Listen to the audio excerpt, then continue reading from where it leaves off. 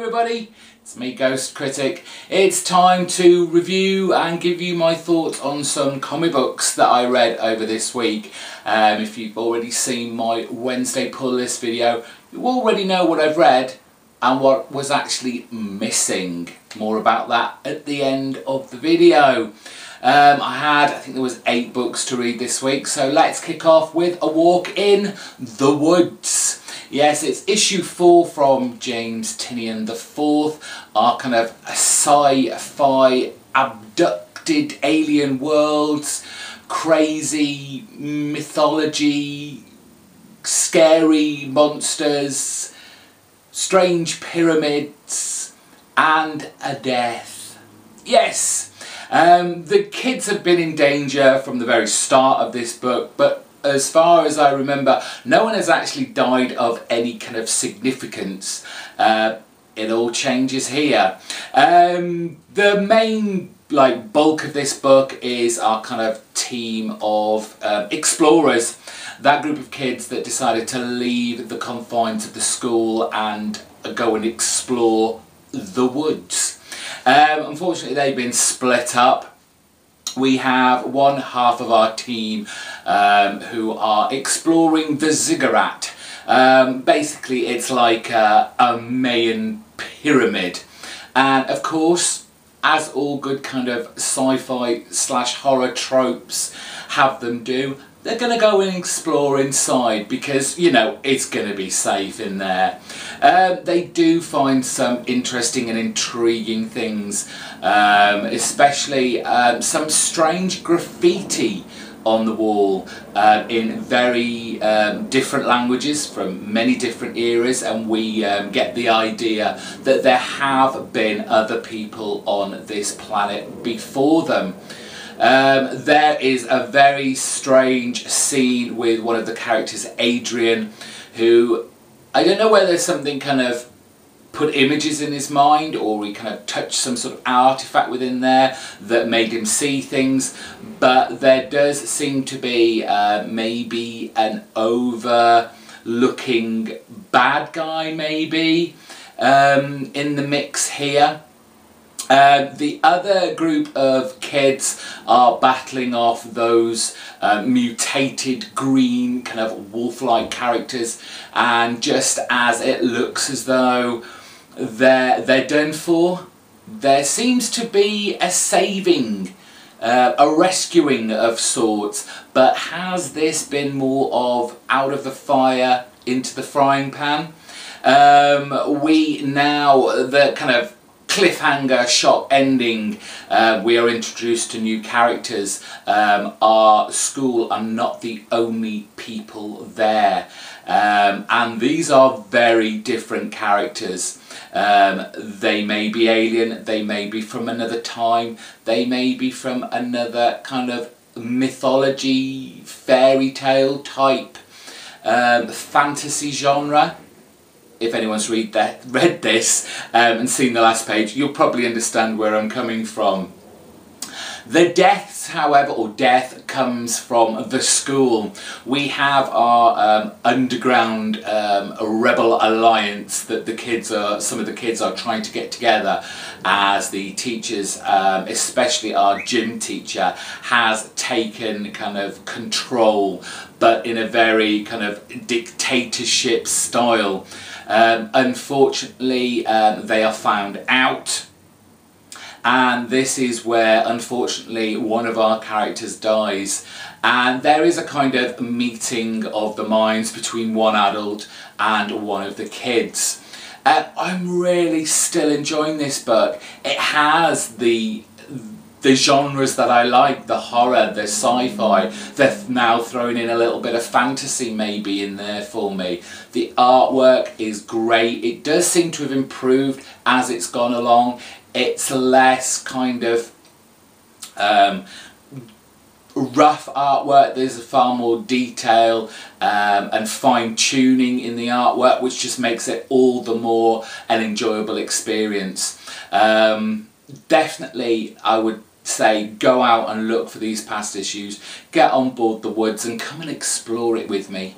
And it's issue 2 of The Spread, the kind of horror survival new Image title that came out last month. And it's interesting to note, before we start talking about the book, that last month when I was reviewing this, I obviously picked up on a lot of the similarities that this book has with a number of other books, films, TV shows and the like.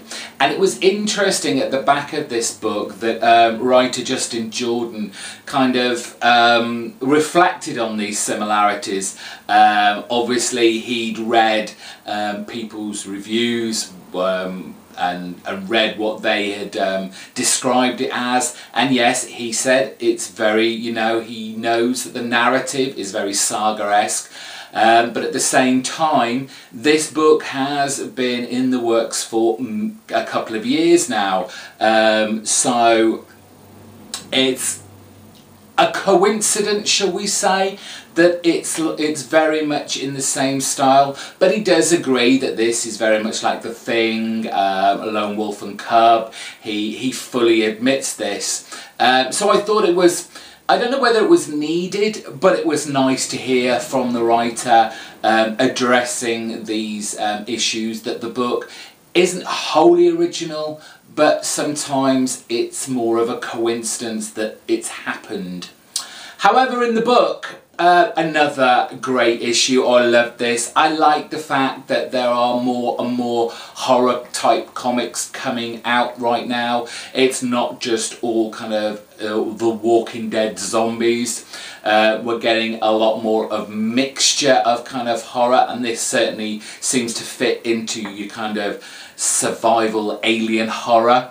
At the beginning of this book, we get a glimpse at another kind of human group, civilization, that are living in this kind of post-apocalyptic future where the Earth, I don't know whether it's the whole of Earth or it's just where we are, it just happens to be a snowy region, but it has been infested by this a bad boy, the Spread, which is a kind of all-consuming entity, can just kind of eat anything living in its path and just grows and grows and grows.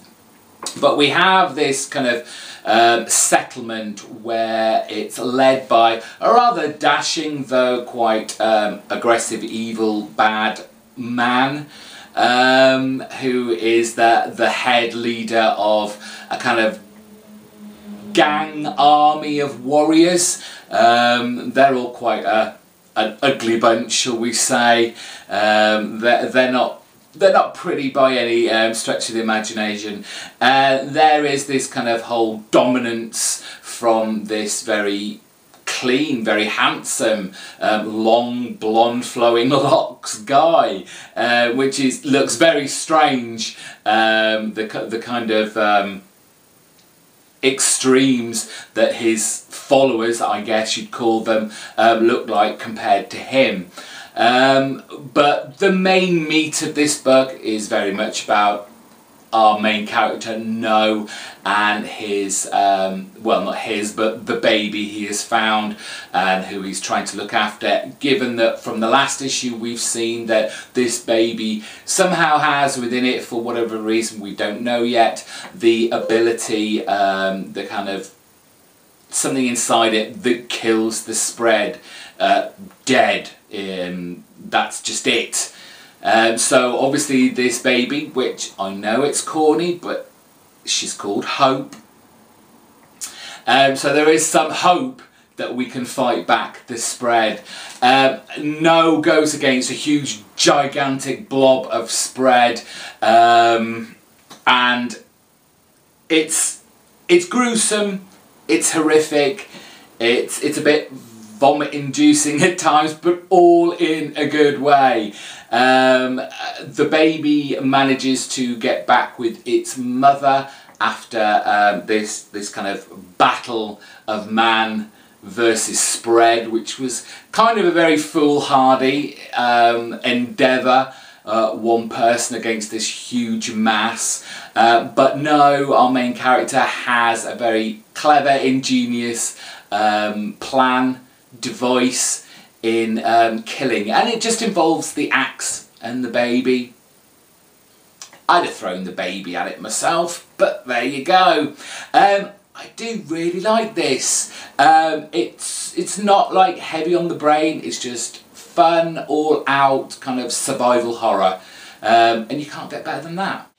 It's kind of appropriate that Iron Fist, here we are with issue 5, its first story arc is called Rage, because my rage is starting to rise. I've actually really liked this title. I know there's quite a few of you out there that this hasn't really clicked with, and it's with this issue especially that I am starting to lean their way. The fact of the matter is, Carrie Andrews might just need some help with his storytelling technique. This story is starting to become so contrived. The characters kind of jump all over the place. They have no kind of solid characteristic that the writer should be sticking with and using. We kind of have Brenda, Danny's girlfriend at the moment, trying to escape with the little girl who's got the egg, but somehow all of a sudden she gets some cool ass kung fu moves. Where this comes from, I've no idea, but it's very convenient because they're being attacked by these kind of spider witches, and so she can go in and break some arms and take their swords off them and then start cutting people up. Just helps the story get along, folks. Danny goes against kind of our monster, which it gets revealed here who it actually is, which is played out in one of the bits of the book that I do actually like, and that's the flashbacks to Danny as a child living in, I want to say Kunlun, but I'm not sure, where they create our Iron Fists, and it's this huge kind of gladiator type guy who has somehow, and this isn't really explained and I'm not sure why, apart from, you know, effect, the reason why he is wearing Danny Rand's father's face, whether this is just to kind of put him off, kind of get into him mentally, but we have this huge kind of fight which really does not go Danny's way, and it's one of those, again, plot contrivances that just at the last minute somebody rescues Danny, and on a sled no less. Oh, I want to like this book so much because I'm still digging the artwork. I know the artwork is a lot of people's problem on here, but I really do like it. But maybe Carrie should stick to the artwork and hand over the reins of the storytelling to someone a little bit more accomplished. So I'm still going to stick with it. I'm going to treat it as this is just a fun, silly book. I'm not going to get anything too kind of sophisticated with this, and I'm just going to enjoy it for the silly, schlocky, kung fu, kind of steampunk type monsters, and some, hopefully, Iron Fist badness. Moving on to Alex and Ada, the image title from Jonathan Luna and Sarah Vaughan, issue number 8. And let's talk about covers to start with. It's not often that you see in like the kind of the main two especially, a cover that actually depicts what you are going to be experiencing inside. But Sarah Vaughan certainly shows what is potentially going to be happening in this issue, and we can see the image of Alex and Ada cracking up, flaking away. Does this mean our relationship between the two is of the same thing? This issue certainly raised some very, very interesting questions and debate regarding kind of robots, artificial intelligence, and the idea of this making them sentient. But at the end of the last issue, we saw the news report of the government's crackdown on artificial intelligence, especially those that obviously had been made sentient, which puts Alex and Ada in a little bit of a predicament, because grandmother has just found out that Ada has got sentience.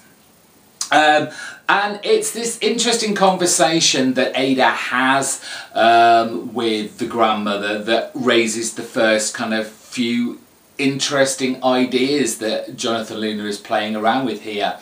And Ada kind of confronts the grandmother, you know, asking why she hasn't made her own AI unit sentient. And it's just that sometimes their owners don't want to, and it is purely for selfish reasons. But should we feel bad for the grandmother's AI unit, given that all these AI units have been designed to reach sentience?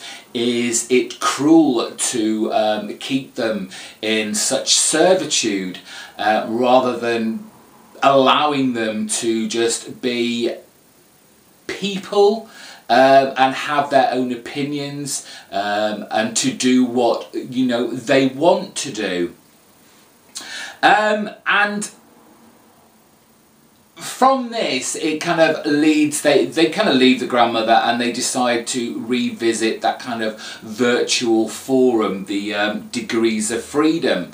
And then we have this, on reflection you look at it and it does seem quite funny, the conversation they have, but we have 5 robots, basically these AI units, having a discussion about one being sentient and what that means and what they can do and what they are now capable of, to the point where, you know, they talk about gender realignment. You know, you might have been made to look female, but, you know, maybe inside you actually feel male. We can change that for you. The idea where there are these areas within the world where these AI units live without their owners. They live an autonomous life. And how does that work? To the point where, you know, should you or have you got to get a job to survive? It's not like they have to eat or sleep. And then the crux of it was the relationship. Ada has a conversation with these other AI units about her relationship with Alex, and there obviously is an element of romance to the point of love here. And can a robot, whether it's reached sentience or not, really feel the emotion of love? And the thing was, the whole scene just seems incredibly normal, you know, maybe what a group of people would talk about at any given time when they get together. But you always have to read into the context that these are actually robots having this conversation. And it feels weird. It's funny weird, but it's weird. And it kind of takes us back when Ada decides to learn about romance and essentially woo Alex. And we almost have them together for almost a brief second. But unfortunately, Alex cannot see beyond, let's put it basically, the mechanics of Ada, and doesn't thoroughly believe that she actually feels the way she feels. This is all just programming in her head. To which, you know, Ada quite cleverly throws back at him that, you know, you as a human, you really are just a bunch of programs within your body. You know, your nerve endings are sending messages to your brain, making you feel this way or that way. Essentially what a program does. So by the end of this issue, it's kind of like, will Alex be able to see beyond the surface, the robotics of Ada, and is Ada going to be there to give him the opportunity? Such a lovely, thought-provoking title that, you know, if you're not into, or you want a change from the kind of the caped superhero antics of the main two, and you want to slow down and get invested in characters, Alex and Ada is definitely a book you should be reading. So I'm going to talk about our two Batman detective issues this week together. One, because I don't really have a great deal to say about them really, and two, to kind of push forward the stupidness of this coming out so late. Now, I don't know whether this was done purposely, and I know this came out last week and not this week, but to have these two issues come out so close together seems very odd. This surely should have come out before the Icarus storyline even began, because it is basically what happened before and leading up to the Icarus storyline, which concluded in this issue 34. So I think really they'll probably try and get away with it, that this has been done purposefully, but I think it was really bad solicitations rather than trying to be clever with the plot line, because we do see one of our characters kind of from the beginning in the Batman annual, and in some ways, not necessarily a demise, but where she will end up, and badly, in the final part of Icarus. And I'm talking about Annie Aguila, the daughter motorcyclist, who unfortunately sees her, but knows that her boyfriend dies due to this Icarus drug here in the annual, and in this issue takes revenge on her mother's killer. The only good thing, well, not good thing, but the only noteworthy thing in this is, and I believe it is, the kind of introduction of Julian Day, our New 52 version, who is, of course, alter ego is Calendar Man. But the story just kind of meandered around. It was good that it was a whole issue. It wasn't just like a normal sized issue with something else tagged on the end. It was a full annual, and it is just Batman going around trying to seize weapons, and in the kind of in-between bits he saves a child who is getting abused by his father, who just happens to be Julian Day, and that's all that really happens in here. It was interesting, it was kind of entertaining, but nothing of like huge noteworthy. Nah. This, again, the Icarus storyline, it's been a bit bland for my taste. Obviously the artwork has been beautiful to look at. The story is just, it did nothing for me. I like the way that Manapul and Buccioletta have kind of incorporated the detective work side of Batman, hence, you know, Detective Comics. That's what this title is all about. But I'm just, there was something about it that lacked that oomph. And by the end of this issue, everything seemed to be kind of pat and obvious. We get the reintroduction of the bat armour, which a lot of you out there seem to like, but I find it's just kind of a useful toy for him when he can't fight, you know, battles himself as just Batman. Let's put on an extra layer of huge metal armour. We have a kind of giant squid ex machina at the end of this book, where the giant squid takes out the bad guys, taking Batman with them, but Batman is saved by an unlikely person, that of course is Bullock. Given in this issue and this story arc, Bullock has been very anti-Batman, which I still now don't understand why he has this massive kind of hate for him. But Bullock does save him, if only just to kind of attempt to take him in and have him charged for, you know, whatever he can. Of course, Batman isn't going to be taken down that easily. The ending is kind of bittersweet. Bruce Wayne, he sees off Annie, who's going to make a new life outside of Gotham. She quite plainly says that, you know, you're not a good guy to be around. People die when they are associated with you, and you can offer me the world to stay, but I'm leaving. Which is kind of a bit of a kick in the guts for Bruce, and I presume he doesn't realise that Annie has actually committed murder. I don't think in our New 52 he's that lenient to, even given the circumstances, to let a murderer, you know, basically drive off into the sunset. So yeah, those two. Anarchy storyline coming up. I don't know whether that's going to be straight away, because I think next month is this 5 years in the future with linking into Future's End, which unfortunately I'm not reading, or fortunately, because money, more comics, not a good mix. So yeah, Detective Comics, bit of a meh.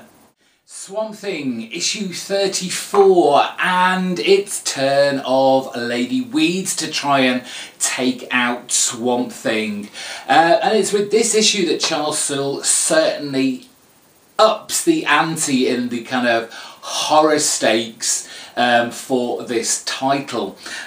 We now have Wolf as this kind of mutated flesh creature, kind of reminiscent of the creatures we saw in Animal Man that were part of the Red. Which would have been a kind of interesting story to progress, whether, you know, avatars of the green can swap and move to the red, or the red can go to the rot, or the rot can go to the red. Multiple. But by the end of this, you'll realise why this isn't a place that Soule is, maybe not at the moment, willing to go down. So Weeds has let Wolf off the leash in a hospital in an effort to distract Swamp Thing while she sorts out everything she needs to play out her end game. Weeds has never been, and she realises this herself, the kind of sophisticated, thinking ahead kind of villain. She's very much of the moment, gets things done, not kind of setting things up to right at the very end.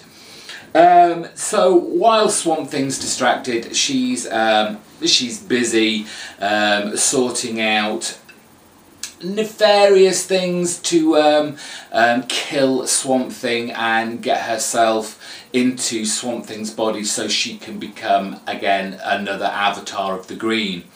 It's interesting, the kind of side plot to this, but a very intriguing one nonetheless, is Jonah, who in the last issue was mortally wounded. He's dying, and despite Swamp Thing's willingness and attempt to save him, Jonah wants to be taken to the Grove. The Grove is the place where avatars of the green go to die and join the Parliament of Trees. Obviously these don't exist anymore, but he puts to Swamp Thing that he wants to be put back in the green, and not so much as, you know, like a part of the Parliament, but he's going to become this kind of regent of the green. He's going to maintain the green around the world while Swamp Thing, you know, deals with these, you know, these adventures, for want of a better word, that he gets himself into. So, you know, his mind's not always on the balance of the green. And, you know, there's a sad kind of tender moment between Capucine and and Jonah Cappuccino finally, you know, after thousands of years, finding, you know, the love of a good man, so to speak. And obviously she ain't happy about this and takes it out on a character that obviously she's had a few issues with down the line. It all culminates in a new character, our kind of last panel scene called Calculus. Whether this is part of what Sewell has been hinting at for a while, that there are not only these kind of three, you know, avatars. He's been kind of sneaking in. You had the kind of like the fungus avatar kind of guy. He's said that there's going to be like a machine avatar, kind of like computers and all that, and maybe Calculus is part of this. Whether we're going to find out so soon, because yet again this is another book that's going to get tied in with this 5 years later Future Ends weekly event that's going on, so we might have to wait a little bit for that.